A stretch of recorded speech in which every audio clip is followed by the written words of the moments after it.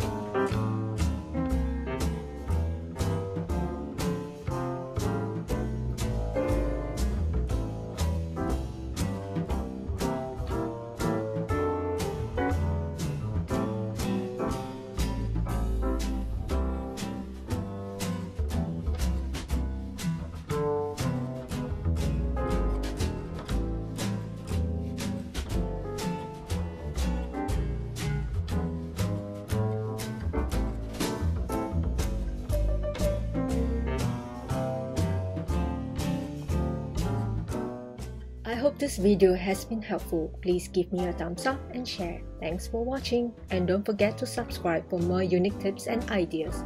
Until next time, have a good day.